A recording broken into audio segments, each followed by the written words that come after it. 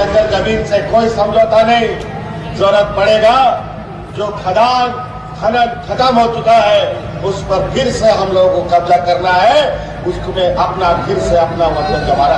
आज आपका खेत खलियान से सरकार का जमीन की छाती फाड़ करके इन लोगों ने जो खनिज संपदा निकाला है उसका हमें हिस्सा लेना पड़ेगा।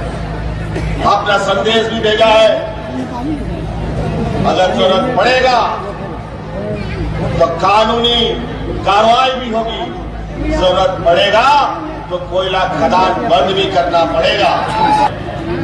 अपने पर आना शुरू कर दिया तो देश अंधकार में डूब जाएगा। राशि से संबंधित है, तो इस बार एक बार इस जजमेंट में एक्चुअली क्या है और मुख्यमंत्री जी कैसे गलत नैरेटिव बोल रहे हैं, दोनों को जानना आवश्यक है।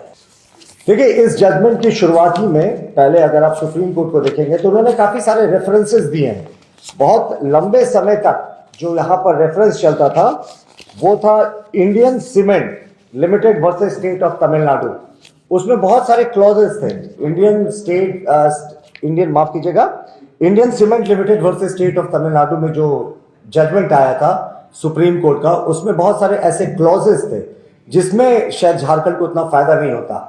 माडा वर्सेस सेल एवं अन्य में सुप्रीम कोर्ट ने इसके सारे प्रावधानों को पलट दिया और इसमें जो लोग पार्टी नहीं भी थे, सुप्रीम कोर्ट ने स्पष्ट रूप से वर्णित किया कि जो जो राज्य इसमें पार्टी नहीं है उसको भी इस जजमेंट के आलोक में उनका हक मिलेगा। और ये साफ इन्होंने लिखा कि देखिए, इंडियन सीमेंट एक्ट पार्लियामेंट ने सेस और अदर टैक्स के लिए मिनरल वैलिडेशन एक्ट 1992 को एस्टैब्लिश किया। अब ये इसका टेक्निकल पार्ट है। इसके टेक्निकल पार्ट में आपको जाने से बेहतर है कि इसका जजमेंट क्या आया था। मैं फिर से बताऊं, माडा versus steel authority of India limited एवं अन्य का ये जजमेंट है सुप्रीम कोर्ट का अगस्त 2024 का। उसमें ये स्पष्ट रूप से सुप्रीम कोर्ट ने कहा था कि भाई जो राज्यों का मुआवजा है वो उनको मिलना चाहिए, लेकिन इसमें सुप्रीम कोर्ट ने कुछ कंडीशंस भी ले डाउन किए थे। ये सुप्रीम कोर्ट के कॉन्स्टिट्यूशन बेंच का फैसला है।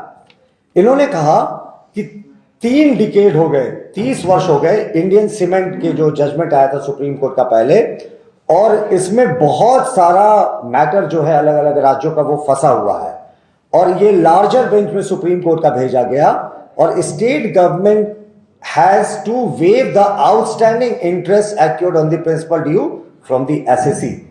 इसका सीधे शब्दों में अर्थ समझे, राज्य सरकार इंटरेस्ट क्लेम नहीं कर सकती है जो वो इंटरेस्ट जो जिससे वो असेसमेंट मांग रही है। यह सुप्रीम कोर्ट के जजमेंट का क्लॉज 24th पॉइंट में साफ लिखा है। This direction applies to all assesses regarding of whether they have approached the court और high court challenging the validity. Supreme court ने स्पष्ट रूप से लिखा कि यह जजमेंट उन सारे राज्यों और उन सारे पार्टियों पर भी लागू होगा जिन्होंने सर्वोच्च न्यायालय को अप्रोच किया है या नहीं किया है। इस केस यानी ये केस की वैलिडिटी पूरे देश में है।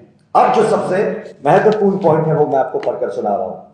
देखिए, इसका कंक्लूजन का पॉइंट नंबर 27.2 जो सबसे महत्वपूर्ण है। देखिए, इसमें लिखा है कि जो आपको पेमेंट मिलेगा रॉयल्टी के ऊपर या जो आपका ड्यूज है स्टेट का, वो 12 बराबर इंस्टॉलमेंट में 1 अप्रैल 2026 से मिलेगा। यानी झारखंड का जो भी बकाया राशि है, यह सर्वोच्च न्यायालय का निर्णय है, कोई भारत सरकार का निर्णय नहीं है। 1 अप्रैल 2026 से ये 12 बराबर इंस्टॉलमेंट में यानी अप्रैल 2037 तक ये राज्यों को दे होगा।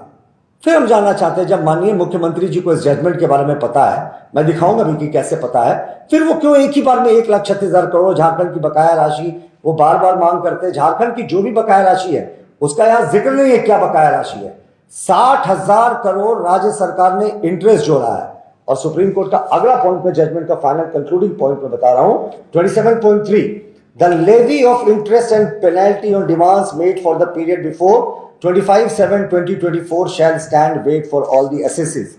यानी जो 25/7/2024 के पहले का जो भी इंटरेस्ट राज्य सरकारों पर बनता है या जो भी पेनाल्टी लगाने का प्रावधान है वो नहीं ले सकती है सरकारें। अब सवाल यह आता है कि यह जजमेंट क्यों इतना महत्वपूर्ण है। और ऐसा नहीं कि माननीय मुख्यमंत्री जी को यह जजमेंट के बारे में पता नहीं, पर मैं इस जजमेंट का जो लास्ट 2 पॉइंट्स था उसका इंपॉर्टेंस आपको समझाता हूं। पहला तो ये कि 12 बराबर किश्तों में झारखंड को मान लीजिए 50,000 करोड़ की राशि मिल रही है, 40,000 करोड़ की राशि मिल रही है, जो भी राशि मिल रही है, जो केंद्र और राज्य मिलकर फैसला करेंगे, तो वो 12 बराबर इंस्टॉलमेंट में 1 अप्रैल 2026 से 1 अप्रैल 2037 के बीच में दिया जाएगा। फिर भी लेकिन आप देखते हैं हर एक बार वो यही पूछते हैं, साहब केंद्रीय बजट में क्यों प्रावधान नहीं किया गया झारखंड के लिए 1,36,000 करोड़ का? इस बार की केंद्रीय बजट को पूछ रहे थे। अरे 1 अप्रैल 2026 से जिस चीज को सर्वोच्च न्यायालय ने देने के लिए कहा है, वो तो जो 2026 और 27 का बजट होगा उसमें ना प्रावधान होगा। इसमें क्यों कर रहे हैं? ये अज्ञानता क्यों है? ये जानबूझकर 1,36,000 करोड़ का ये नैरेटिव क्यों बना रहे हैं, जबकि माडा वर्सेस सेल के केस में ये स्पष्ट है कि मुख्यमंत्री जी और उनके जितने कैबिनेट के कलीग से जितने पार्टी के नेता हैं वो एक फर्जी नैरेटिव बनाने की कोशिश कर रहे हैं। इसके पीछे का क्या लॉजिक है वो मैं ये बताऊंगा। देखिए, अब ये अप्रैल 2026 का जजमेंट है जिसमें 12 बराबर इंस्टॉलमेंट में जितनी भी राशि झारखंड की है वो वसूलने की बात कही गई, कहीं भी 1,36,000 करोड़ का जिक्र नहीं। और उसमें यह भी कहा गया कि राज्य सरकार टैक्स और इंटरेस्ट और ये जो है वो अप्रैल से 25/7/2025 से 24 से पहले का नहीं ले सकती। मुख्यमंत्री जी को इस जजमेंट के बारे में बड़े अच्छे से पता है, लेकिन फिर भी वो गलत बयानी करके गलत नैरेटिव करता है।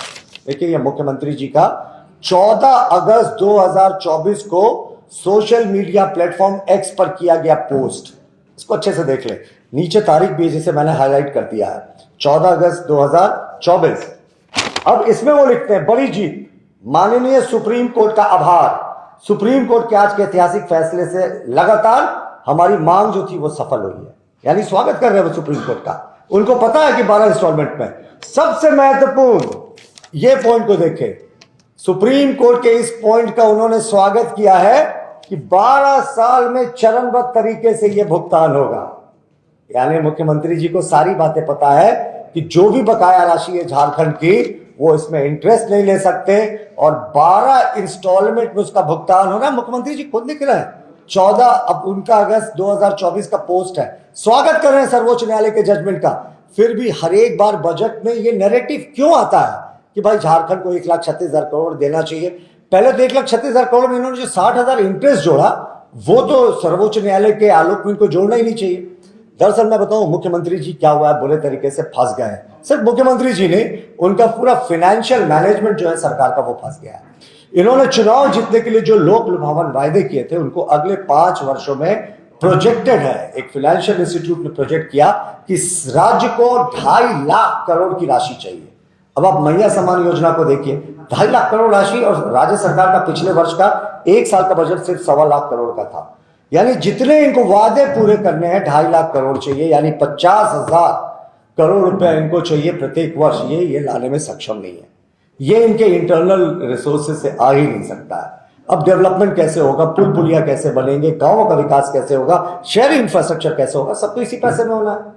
मुख्यमंत्री जी ने 2.5 लाख करोड़ की घोषणाएं कर दी, पूरा नहीं कर पा रहे। मैया सम्मान एक छोटा सा उदाहरण है, आप देख रहे हैं कितना उसमें फर्जीवाड़ा आ रहा है। हमें कोई आपत्ति नहीं साहब, मैया को आप सम्मान दे, राशि दे, 2,500 क्या 5,000 देना है दे, हमें कोई आपत्ति नहीं। लेकिन आपने तो कहा था कि इसमें कोई क्राइटेरिया नहीं होगी।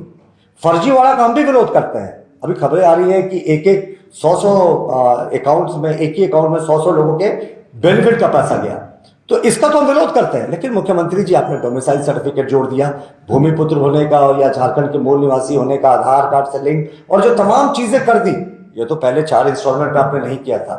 ये चेक्स एंड बैलेंसेस क्यों हो रहा है मुख्यमंत्री जी और उनकी सरकार के द्वारा? Assam Focus.